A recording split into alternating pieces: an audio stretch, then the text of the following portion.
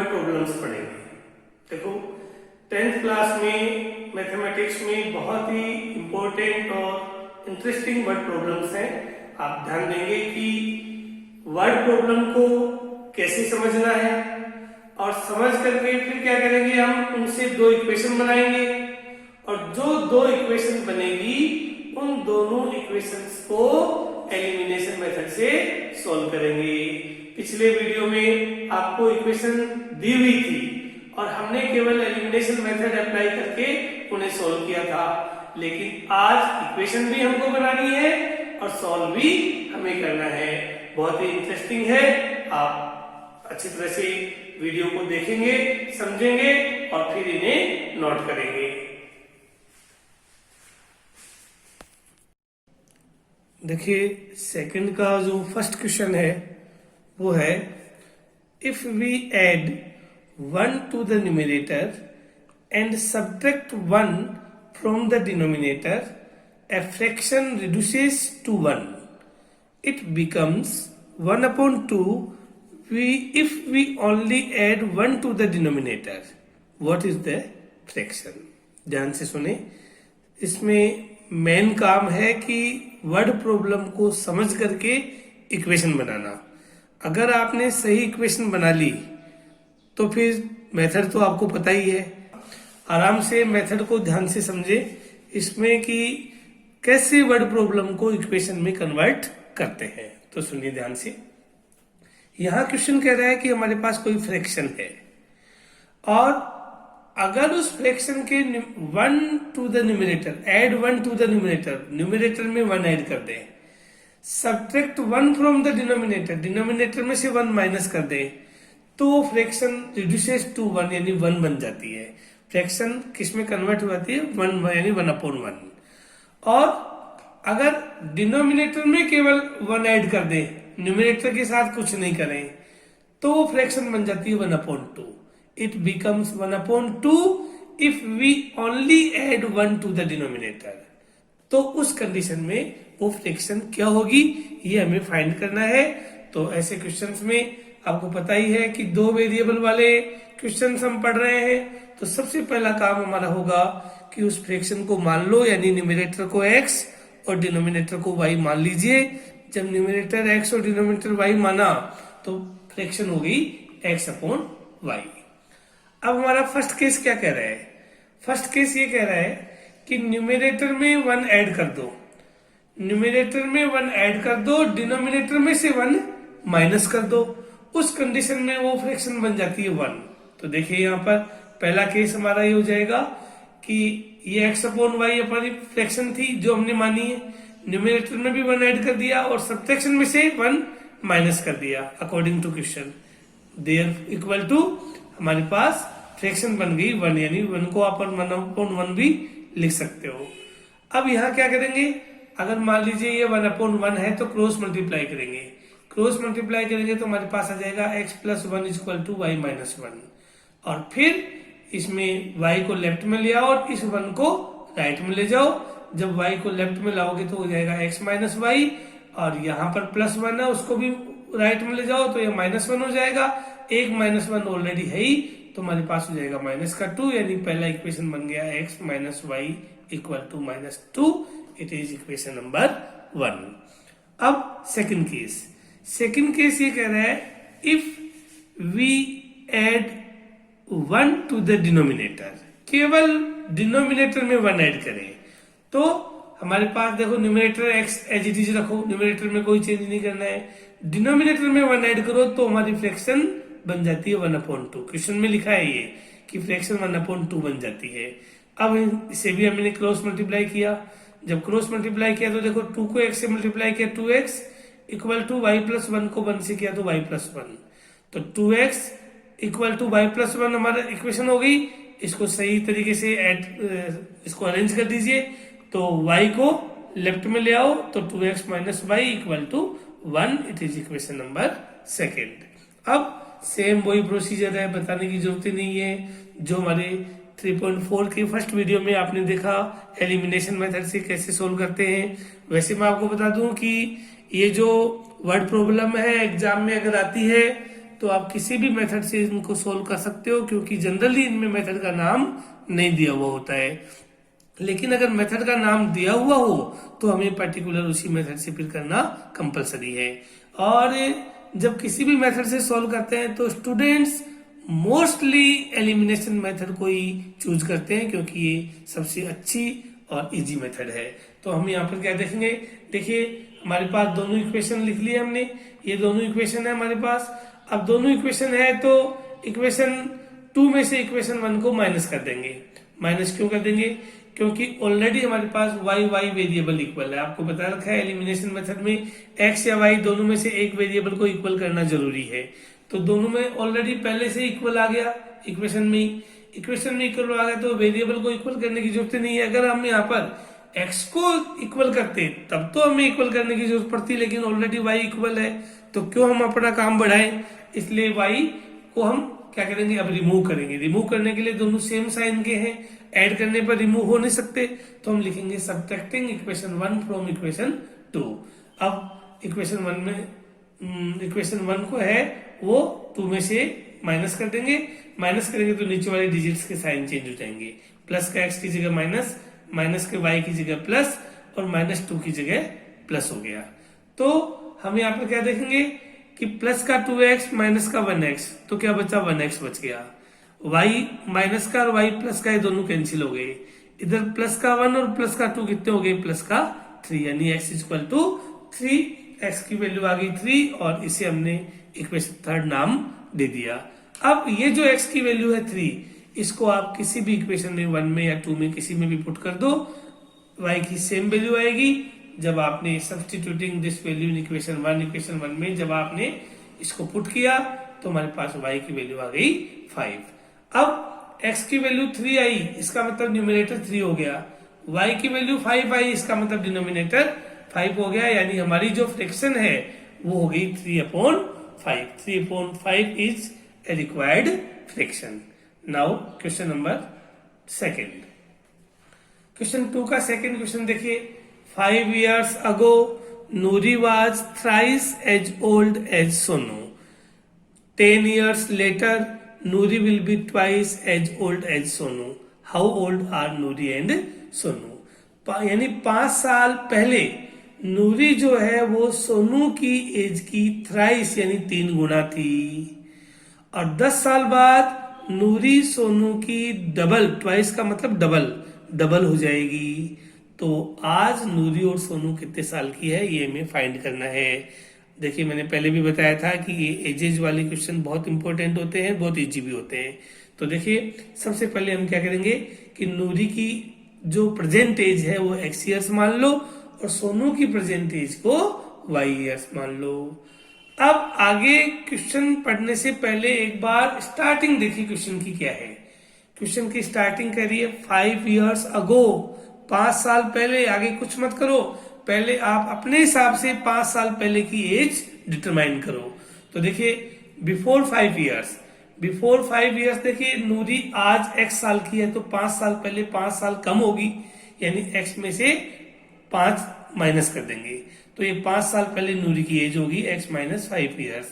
ऐसे ही सोनू की एज आज हमने मानी है y ईयर्स, 5 साल पहले आज की एज में से 5 माइनस करेंगे, तो 5 साल पहले सोनू की एज होगी y माइनस 5 years।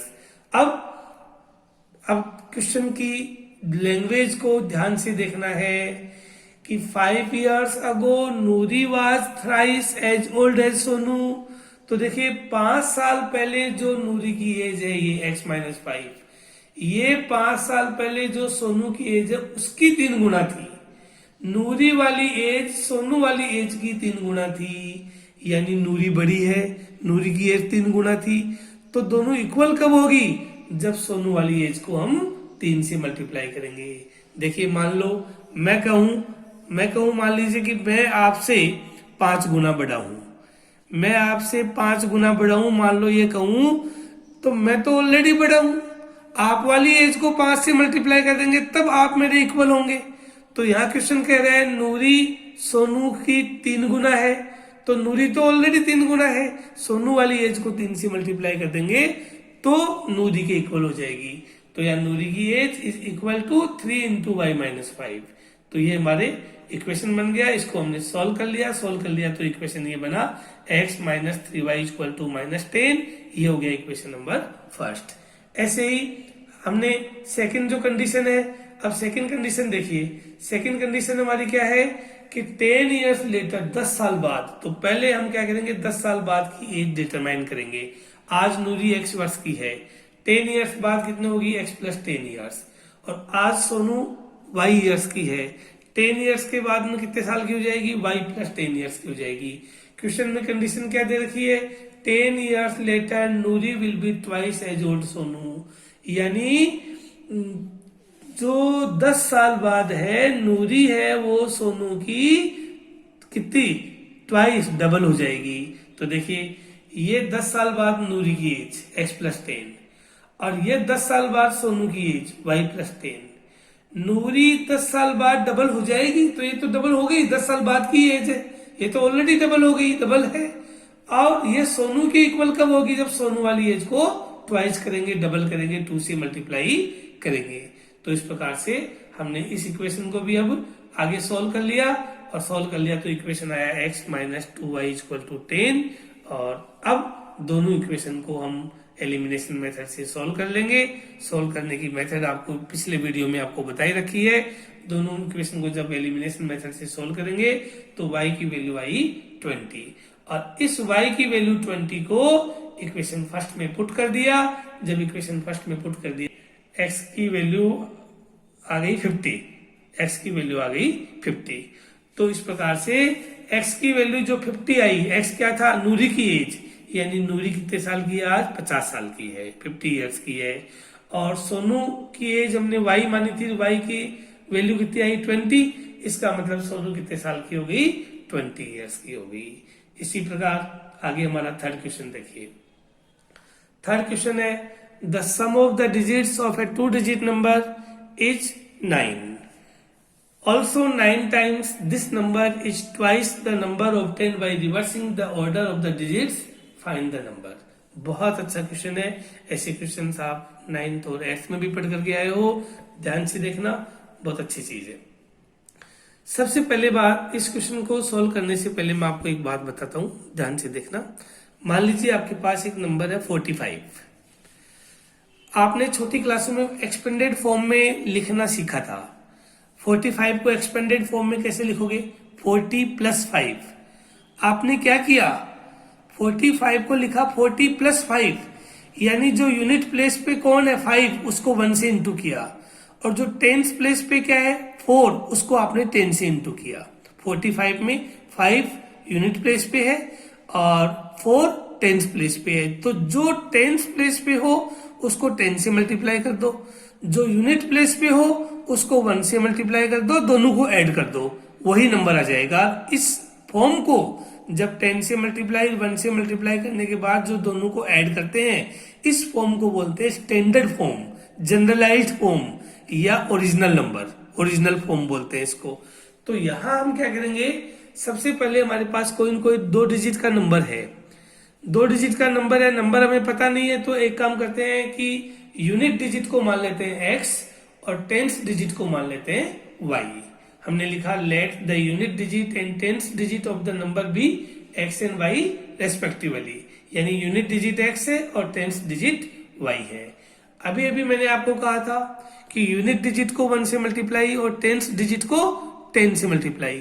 तो यूनिट डिजिट पे x है, उसको 1 से मल्टीप्लाई किया तो x ही हो गया, और टेंस डिजिट पे y है, उसको 10 से मल्टीप्लाई किया तो 10y हो गया।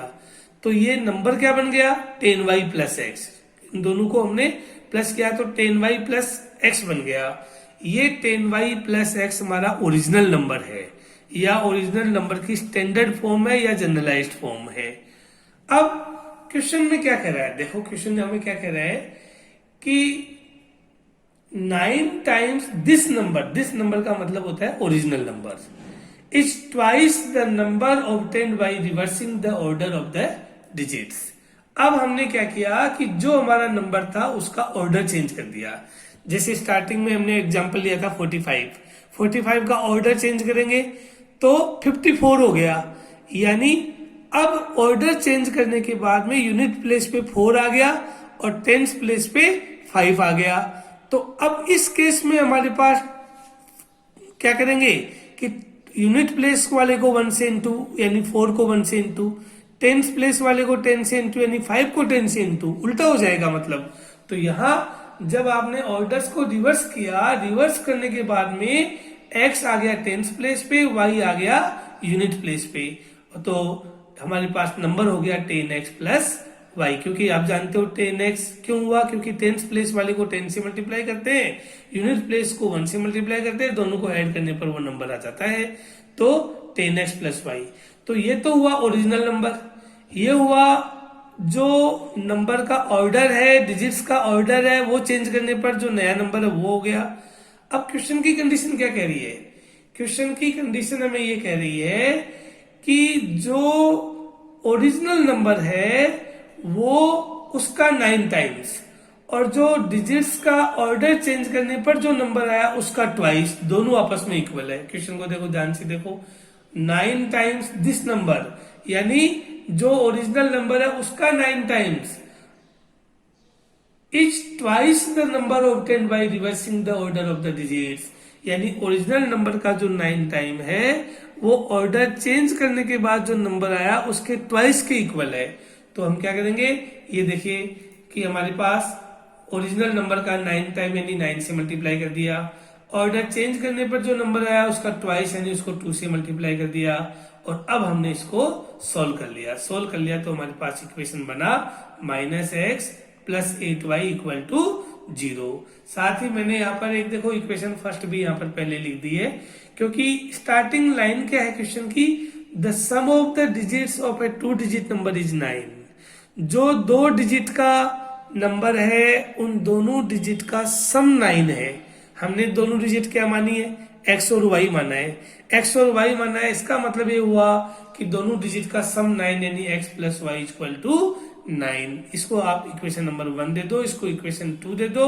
इसमें नंबर देने में कोई फर्क नहीं पड़ता, आप -x plus 8y equal to 0 इसको आप इक्वेशन 1 भी दे सकते हो, और x plus y equal to 9 इसको इक्वेशन 2 भी दे सकते हो, इसका कोई फर्क नहीं पड़ता है।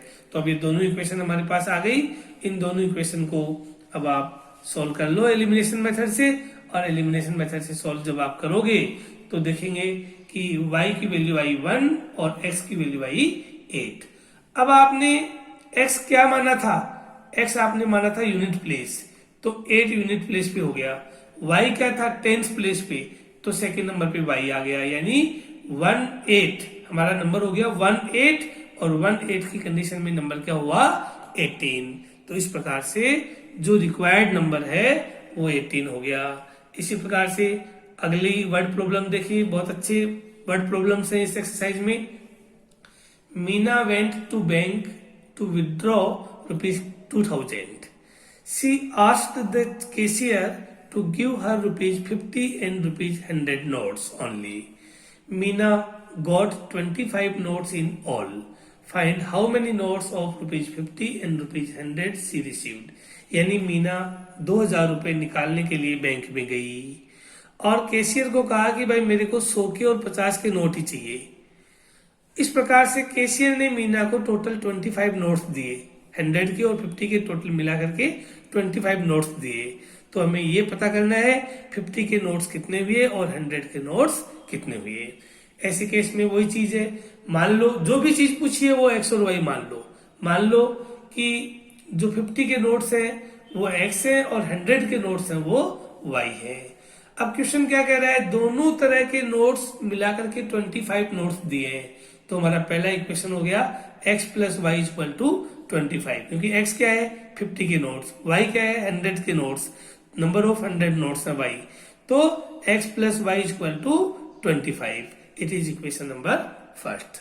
अब आप सुनिए ध्यान से, टोटल रुपए कितने निकाले मीना ने 2000।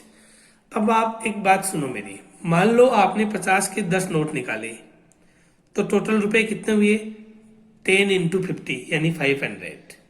मान लो आपने 100 के 8 नोट निकाले मान लो, तो टोटल रुपए कैसे निकालते हैं कि 8 इंटू 100 कर देते हैं।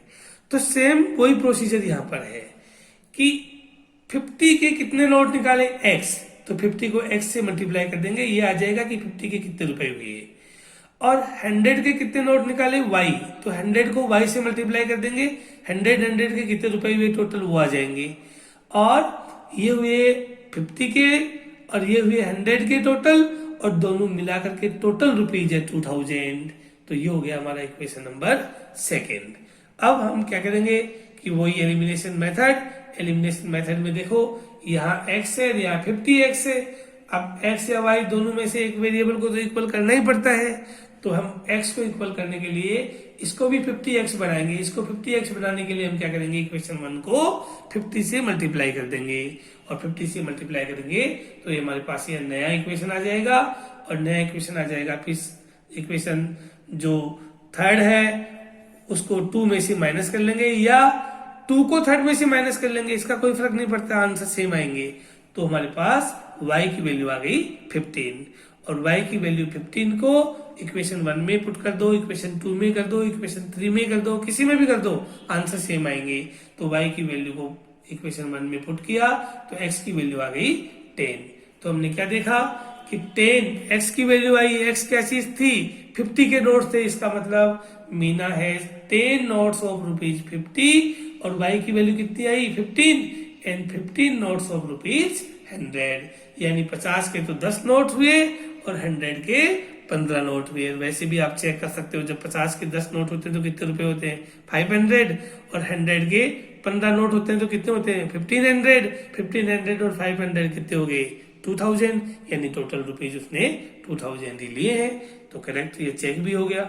नेक्स्ट क्वेश्चन देखिए, क्वेश्चन 2 का 5 अच्छा क्वेश्चन है। A lending library has a fixed charge for the first 3 days and an additional charge for each day thereafter.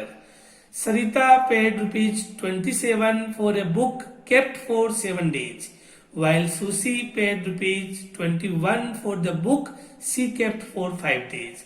Find the fixed charge and the charge for each extra day. बहुत अच्छा question है, देखिए ध्यान से। A lending library, देखिए एक library है जिसमें बुक्स उधार दी जाती है पढ़ने के लिए, बुक्स किराए पे दी जाती है, ठीक है। तो उस लाइब्रेरी का रूल क्या है कि जो फिक्स्ड चार्ज है वो शुरू के 3 दिन तक मान्य होता है। आपने चाहे आधे घंटे के लिए ली, चाहे 1 घंटे के लिए ली, चाहे 1 दिन के लिए ली, चाहे 2 दिन के लिए ली, चाहे 3 दिन के लिए ली, 3 दिन तक फिक्स चार्ज है। उसके बाद में चार्ज क्या है, एडिशनल चार्ज एक्स्ट्रा और लगता है। तो हमें फिक्स चार्ज और एडिशनल चार्ज को मानना है। सबसे पहले हमने मान लिया कि जो फिक्स चार्ज है शुरू के 3 दिन का वो है x रुपीज, और आगे हर 1 दिन का चार्ज है ₹y। अब हमारा केस फर्स्ट क्या कह रहा है, केस फर्स्ट ये कह रहा है कि सरिता ने 27 रुपए दिए टोटल, और 7 दिन बुक अपने पास में रखी। अब देखिए 7 दिन बुक अपने पास में रखी तो 3 दिन का चार्ज तो हो गया x रुपीज, ये तो फिक्स चार्ज है।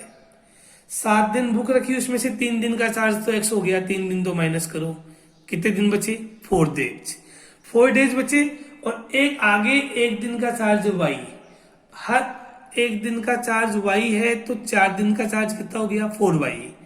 तो x ये 3 दिन का चार्ज, ये 4 डेज का चार्ज, और टोटल 7 डेज का चार्ज उसने पे कितना किया है 27। It is equation number first. इसी प्रकार से आगे केस सेकंड की सुशी ने 5 दिन के लिए लिया है, 5 दिन के लिए लिया है, टोटल 21 रुपीज पे किया है। देखिए question, sushi paid ₹21 for the book she kept for 5 days. तो हम यहाँ पर क्या करेंगे कि 3 दिन का चार्ज तो x रुपए जो फिक्स है वो तो हो गया, 5 दिन में से 3 दिन का चार्ज निकालो, कितने दिन बचे 2 दिन का एक्स्ट्रा चार्ज लगेगा। अब 1 दिन का एडिशनल चार्ज कितना है y, तो 2 दिन का एडिशनल हो गया 2y। तो इस प्रकार से इक्वेशन बन गया x + 2y equal to total पे कितना किया सुशी ने 21 रुपीज, तो टोटल हो गया 21। ये हो गया इक्वेशन नंबर सेकेंड। अब आप इन दोनों इक्वेशन को आराम से जो एलिमिनेशन है, सब्स्टिट्यूशन है, किसी भी मेथड से आप इसको सॉल्व कर सकते हो, और सॉल्व करने के बाद में आपके पास x की वैल्यू आई 15 और y की वैल्यू आई 3, और इन दोनों वैल्यू से ये पता चला कि जो फिक्स चार्ज है वो तो है ₹15, 15 रुपए तो फिक्स चार्ज है, और फिर उसके बाद में हर एक दिन का चार्ज है ₹3। तो ये हमारा आंसर हो गया। इस प्रकार इसके साथ ही आपकी जो ये 3.4 एक्सरसाइज है वो कंप्लीट होती है। Thank you very much.